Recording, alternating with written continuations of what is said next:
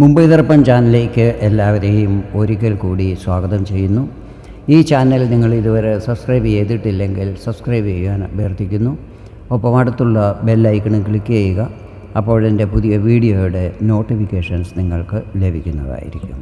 ഇന്നത്തെ എൻ്റെ ഈ വീഡിയോയിൽ സൂര്യൻ്റെ രാശിമാറ്റവും അത് മീനം രാശിക്കാരിൽ ചെലുത്തുന്ന പ്രഭാവങ്ങളെയും കുറിച്ചാണ് പറയുന്നത്.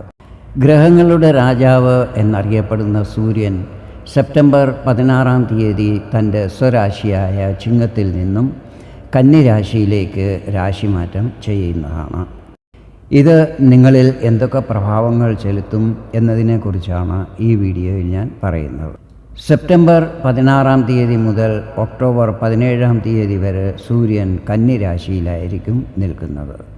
ഇവിടെ കേതുവുമായി കൺജക്ഷനും ഉണ്ടാകുന്നതാണ്. ഗുരുവിൻ്റെ 5ാം ദൃഷ്ടിയും ചൊവ്വയുടെ 4ാം ദൃഷ്ടിയും ഇവിടെ പതിക്കുന്നുണ്ട്. ഈ കാലയളവിൽ സൂര്യൻ ഉത്രം, അത്തം, ചിത്തിര എന്നീ നക്ഷത്രങ്ങളിൽ കൂടി സഞ്ചരിക്കുന്നതുമായിരിക്കും. സൂര്യൻ്റെ ഈ രാശിമാറ്റവും സൂര്യൻ്റെ മേൽ മറ്റ് ഗ്രഹങ്ങൾ ചെലുത്തുന്ന പ്രഭാവങ്ങളും നിങ്ങൾക്ക് എന്തെല്ലാം ഫലങ്ങൾ നൽകും എന്നതിനെക്കുറിച്ചാണ് ഇവിടെ ഞാൻ വിവരിക്കുന്നത്. ഞാനിവിടെ പറയുന്നത് ചന്ദ്രഗണനയെ അടിസ്ഥാനമാക്കിയുള്ള ഫലങ്ങളാണ്. നിങ്ങളുടെ ജാതകത്തിലെ ഗ്രഹനില, ഇപ്പോഴത്തെ മഹാദശ, അപഹാരം എന്നിവയിൽ വരുന്ന വ്യത്യാസമനുസരിച്ച് ഫലങ്ങളിൽ ചില്ലറ ഏറ്റക്കുറച്ചിലുകൾ വരുവാൻ സാധ്യതകളുണ്ട്. സൂര്യൻ നിങ്ങളുടെ 6ാം ഭാവത്തിൻ്റെ അധിപനാണ്. രാശി മാറുന്നത് 7ാം ഭാവത്തിലേക്കാണ്. ഇവിടെ നേരത്തെ മുതൽ തന്നെ കേതുവും നിൽക്കുന്നുണ്ട്.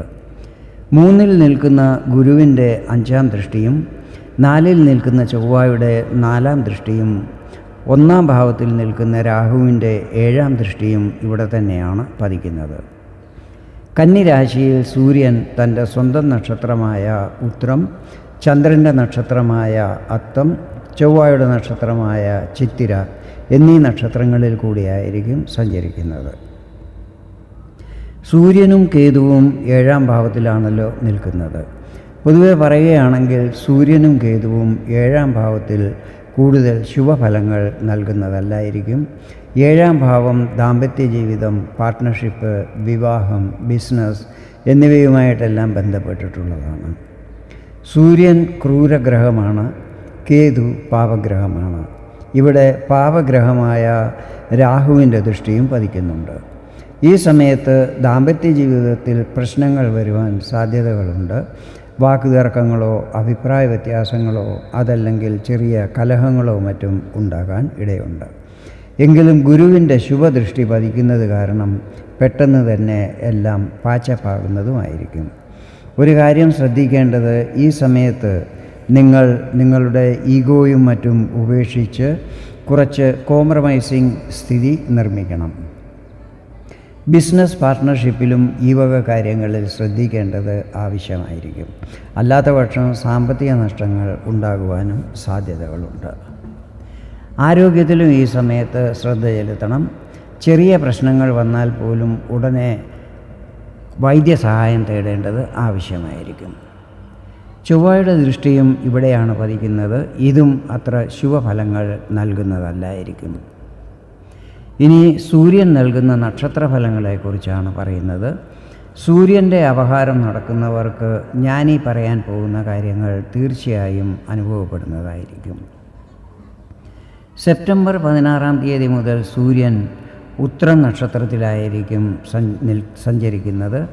ഈ സമയത്ത് നിങ്ങളുടെ സാലറിയിൽ വർധനവുണ്ടാകുന്നതായിരിക്കും.